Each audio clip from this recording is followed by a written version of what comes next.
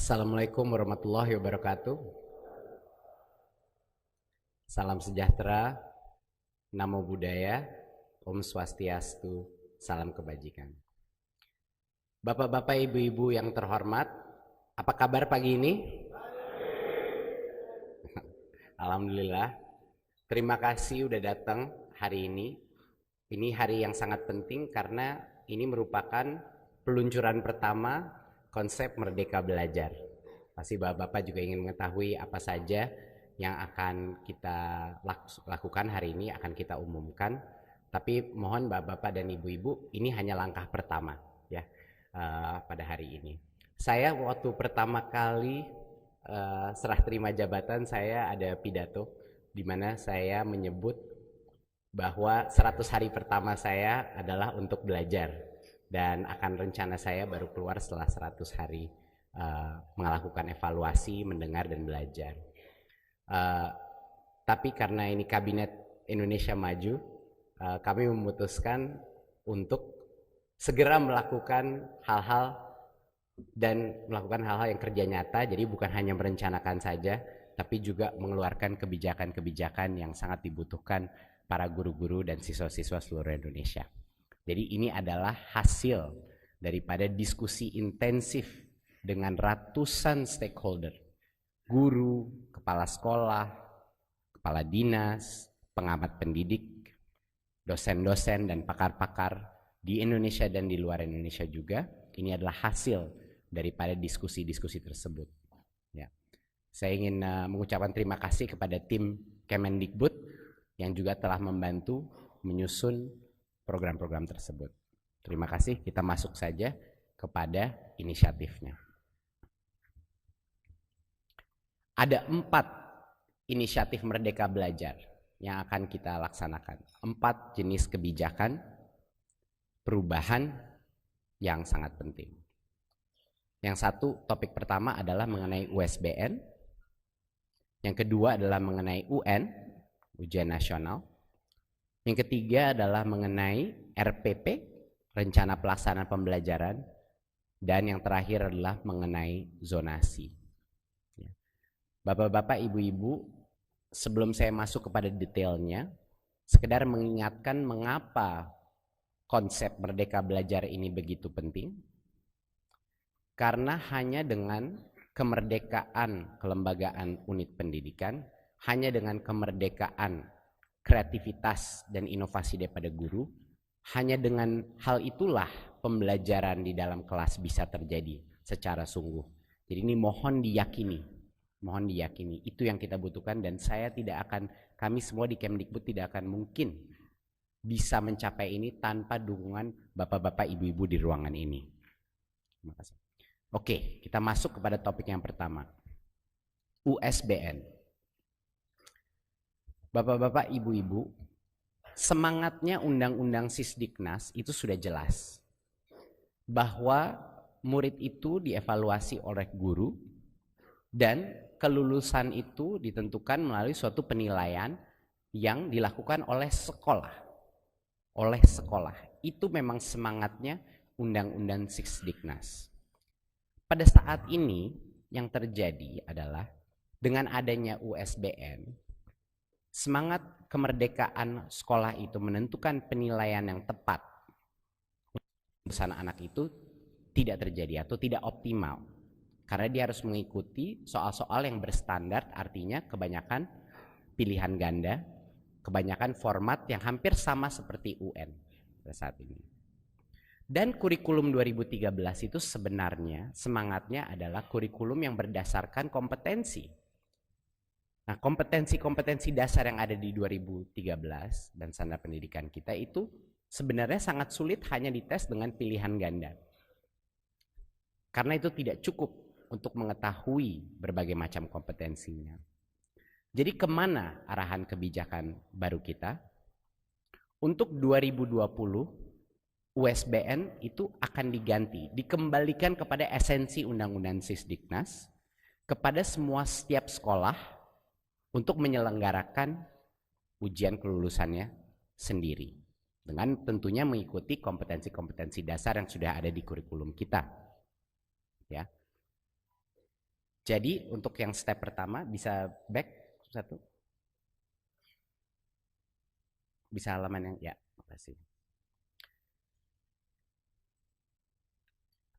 Nah, ini tidak berarti Bapak Ibu-ibu bahwa sekolah yang belum nyaman merubah tes kelulusannya dari yang USBN sebelumnya harus berubah. Ini harus saya tekankan.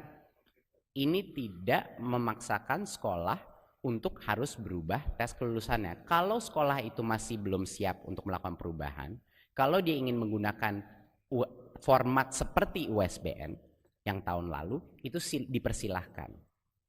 Tetapi bagi sekolah-sekolah yang ingin melakukan perubahan, bagi sekolah-sekolah yang ingin melakukan penilaian dengan cara lebih holistik, itu diperbolehkan. Sehingga bisalah ini menimbulkan menciptakan kesempatan bagi sekolah-sekolah melakukan penilaian di luar hal yang cuma pilihan ganda seperti esai, portfolio, dan penugasan-penugasan lain seperti tugas kelompok, karya tulis, dan lain-lain. Jadinya ini kita memberikan kemerdekaan bagi guru-guru penggerak di seluruh Indonesia untuk menciptakan konsep-konsep penilaian yang lebih holistik yang benar-benar menguji kompetensi dasar kurikulum kita, bukan hanya pengetahuan atau hafalan saja. Bagi bapak-bapak di sini yang telah menganggarkan budget untuk USBN, ini bisa digunakan untuk meningkatkan kapasitas guru dan kualitas pembelajaran. Ya, memang di beberapa daerah sudah ada anggaran ini. Tapi untuk 2020 bagi sekolah-sekolah yang ingin menciptakan assessment yang lebih holistik, ini adalah kesempatan. Jadinya bagi guru-guru penggerak, kepala-kepala sekolah penggerak di luar, mohon ini jangan disia-siakan kesempatan ini. Namun ini juga bukan pemaksaan bagi sekolah-sekolah dan guru-guru yang belum siap, yang masih ingin mengikuti format yang sebelumnya. Itu silahkan. Ya. Ini adalah kebijakan USBN kita. Untuk yang kedua, next. UN. Ada beberapa isu atau masalah dengan UN pada saat ini. Dan ini berdasarkan survei dan diskusi dengan berbagai macam orang tua, siswa, guru-guru, dan kepala sekolah juga. Materi UN itu yang terlalu padat, sehingga cenderung fokusnya adalah mengajarkan materi, menghafal materi, dan bukan kompetensi pelajaran. Kedua, isunya adalah ini sudah menjadi beban stres bagi banyak sekali siswa, guru, dan orang tua, karena sebenarnya ini berubah menjadi indikator keberhasilan siswa sebagai individu. Padahal maksudnya ujian nasional berstandar nasional adalah untuk mengakses sistem pendidikan, yaitu sekolahnya maupun geografinya maupun sistem pendidikannya secara nasional. Dan UN ini hanya menilai satu aspek, yaitu yang kognitifnya. Bahkan nggak semua aspek kognitif kompetensi dites, lebih banyak ke penguasaan materinya dan belum menyentuh karakter siswa secara lebih holistik. Nah, jadi apa perubahan yang akan kita lakukan? Untuk 2020, UN akan dilaksanakan sesuai seperti tahun sebelumnya. Ya, jadi untuk 2020 bagi banyak orang tua yang sudah investasi banyak untuk anaknya belajar untuk mendapat angka terbaik di UN, itu silahkan lanjut untuk 2020. Tapi itu hari terakhir UN seperti format sekarang diselenggarakan. Di tahun 2021 UN itu akan diganti menjadi asesmen kompetensi minimum dan survei karakter. Nah, akan saya jelaskan. Yang pertama adalah penyederhanaan asesmen ini. Bapak-bapak, ibu-ibu, kayaknya kita semua di ruangan ini setuju. Secara nasional kita membutuhkan tolak ukur. Tidak bisa sama sekali kita tidak punya tolak ukur. Tapi apa yang diukur dan siapa yang diukur, itu yang akan berubah, Bapak Ibu-Ibu. Asesmen kompetensi minimum adalah kompetensi yang benar-benar minimum, di mana kita bisa memetakan sekolah-sekolah dan daerah-daerah berdasarkan kompetensi minimum. Apa itu materinya? Materinya yang bagian kognitifnya itu hanya 2.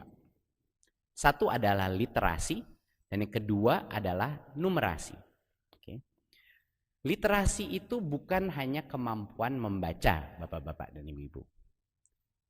Literasi adalah kemampuan menganalisa suatu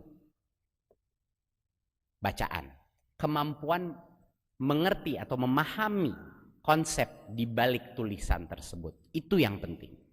Dan yang kedua, numerasi itu adalah kemampuan menganalisa menggunakan angka-angka dan matematika.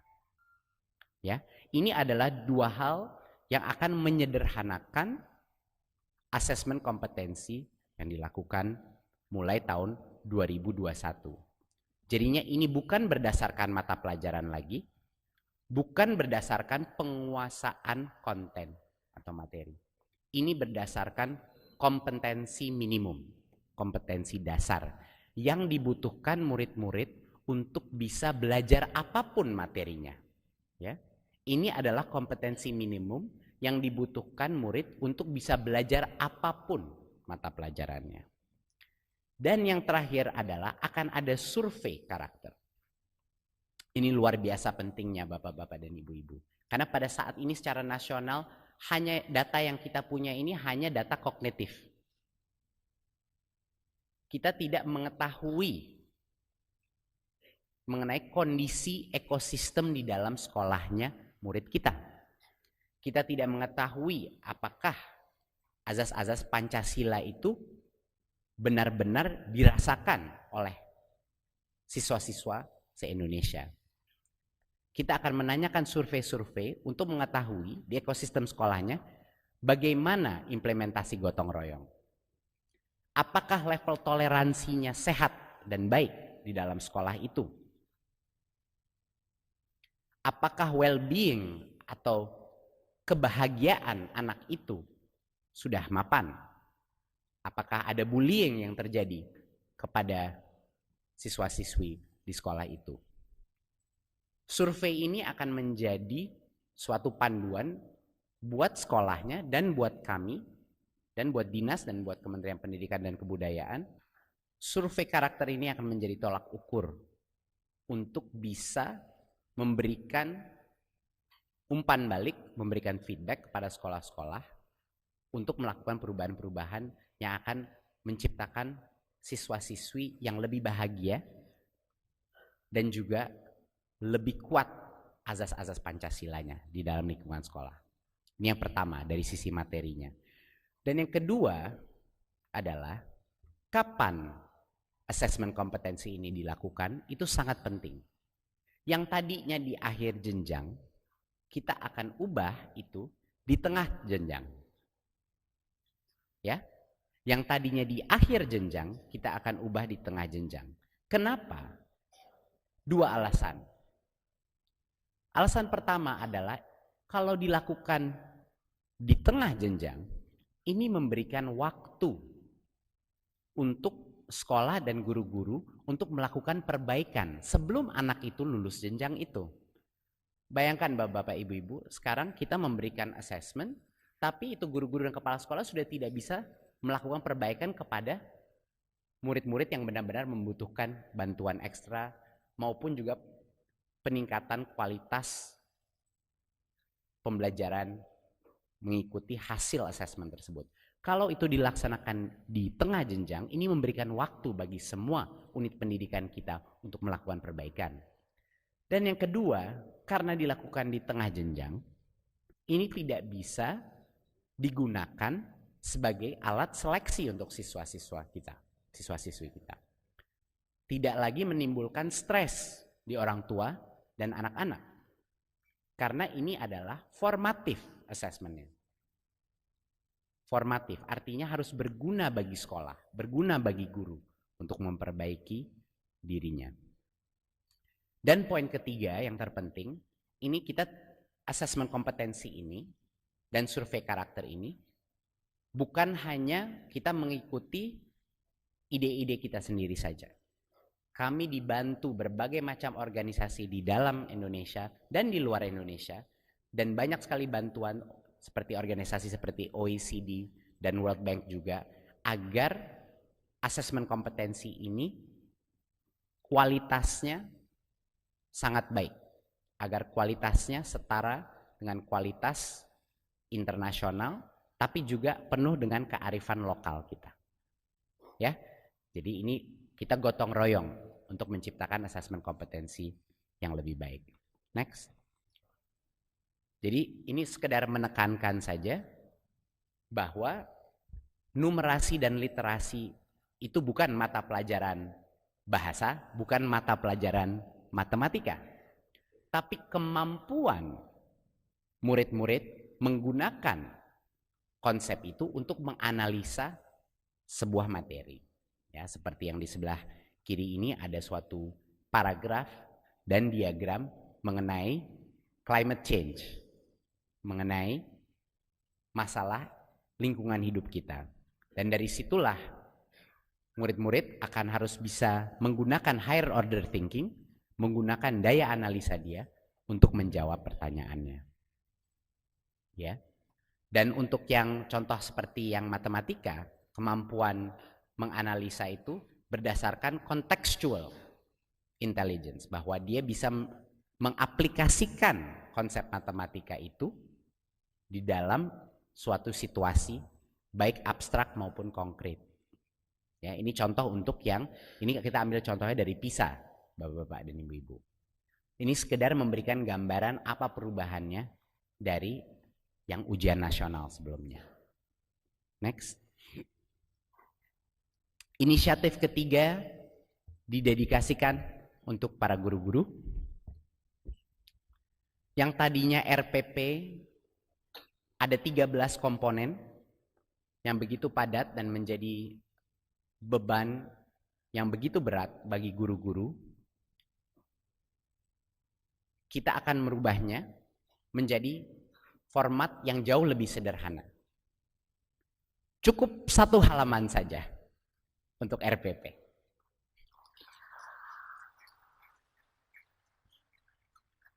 Cukup 1 halaman saja. Jadi yang tadinya ada belasan komponen, kita bikin 3 komponen saja. 3 komponen inti, yaitu tujuan pembelajaran, kegiatan pembelajaran, dan assessment atau penilaian pembelajaran. Ya, nanti akan diberikan berbagai macam contoh-contoh RPP yang cuma 1 halaman saja sudah cukup. Karena Bapak-bapak dan Ibu-ibu, yang penting mengenai RPP itu bukan hanya penulisannya. Sebenarnya esensinya RPP atau lesson plan adalah proses refleksi daripada guru itu. Pada saat dia menulis suatu RPP, dia laksanakan di kelas besoknya, dia kembali kepada RPP itu untuk melakukan refleksi. Dia melihat, tercapai nggak apa yang saya maksudkan? Dari situlah pembelajaran terjadi, bukan dengan nulis 10 halaman sekedar buat administrasi. Mohon bantuan bapak-bapak, ibu-ibu untuk mengkomunikasikan ini kepada semua pengawas di bawah bapak-bapak dan ibu-ibu, agar mengerti esensinya ini dan agar ini dilakukan tapi tidak menjadi beban yang terlalu berat.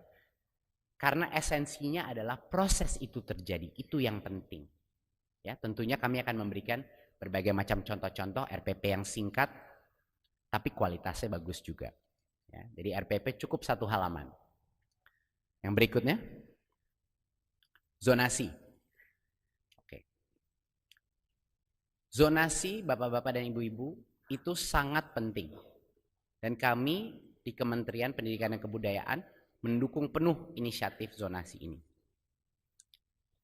Tapi ada berbagai macam daerah yang mengalami kesulitan. Kami sadar. Enggak semua daerah itu siap untuk suatu policy zonasi yang sangat rigid. Ya. Sebelumnya jalur zonasi minimal 80%, jalur prestasi hanya 15% dan perpindahan 5%.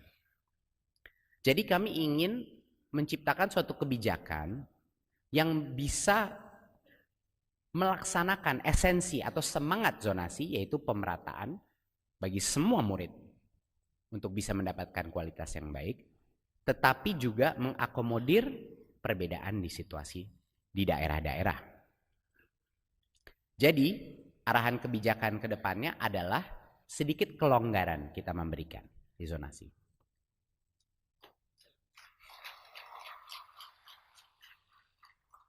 Yang tadinya jalur prestasi itu cuma 15%, sekarang jalur prestasi kami perbolehkan sampai dengan 30%. Jadi bagi ibu-ibu dan bapak-bapak orang tua yang sangat semangat mempush anaknya untuk mendapatkan angka yang baik, untuk mendapatkan prestasi yang baik, inilah menjadi kesempatan untuk mereka untuk mencapai sekolah yang mereka inginkan. Tetapi tetap 70% itu mengikuti 3 kriteria, yaitu minimum zonasi adalah 50%, jalur afirmasi minimal 15%, afirmasi adalah pemegang kartu Indonesia Pintar, Bapak-bapak dan Ibu-ibu ya, itu maksudnya afirmasi, dan tentunya jalur perpindahan itu 5%. Nah sisanya berarti sampai dengan 30% itu jalur prestasi.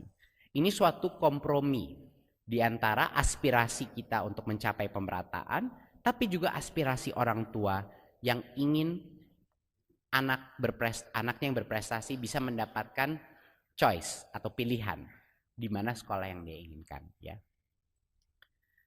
Tentunya jangan lupa bapak-bapak dan ibu-ibu bahwa zonasi bukan berarti pemerataan. Tidak cukup hanya dengan zonasi. Yang dampaknya lebih besar lagi adalah pemerataan kuantitas dan kualitas guru. Benar nggak bapak-bapak, ibu-ibu? Itu yang lebih banyak dampaknya kepada pemerataan pendidikan. Dan itu yang saya membutuhkan dukungan bapak-bapak dan ibu-ibu untuk segera melakukan evaluasi paling tidak dari jumlah kuantitas guru.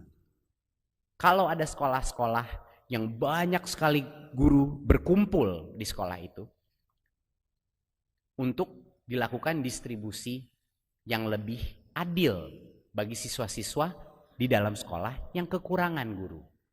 Dan ini tentunya Kemendikbud tidak bisa melakukan ini tanpa bantuan kepala-kepala dinas.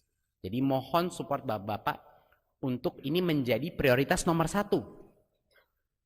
Untuk sekolah-sekolah yang kekurangan guru, mohon dilakukan distribusi yang baik demi siswa-siswi kita, bapak-bapak dan ibu-ibu. Next. Singkat, jadi 4 topik tadi. Mungkin kita summarize, bisa halaman tadi yang 1, 2, 3, 4. Back yang halaman pertama. Yang 4. Ya. Sekian presentasi saya bapak-bapak dan ibu-ibu. Ini adalah ronde pertama ya. Ini adalah ronde pertama Merdeka Belajar. Tidak ada perubahan yang nyaman-nyaman saja. Semua perubahan itu pasti ada tantangannya. Semua perubahan pasti ada ketidaknyamanannya. Tetapi seperti yang kita tahu, sudah waktunya Indonesia melompat ke depan, bukan hanya melangkah. Sudah waktunya kita melompat ke depan. Saatnya kita memberikan kemerdekaan kepada guru-guru kita dan kepada kepala-kepala sekolah kita untuk bergerak.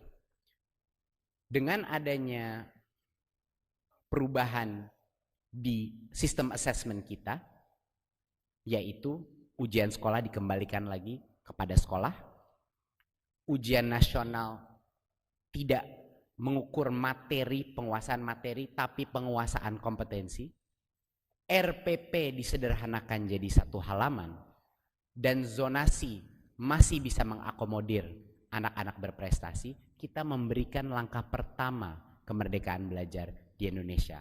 Mohon dukungannya Bapak-bapak dan Ibu-ibu. Wassalamualaikum warahmatullahi wabarakatuh.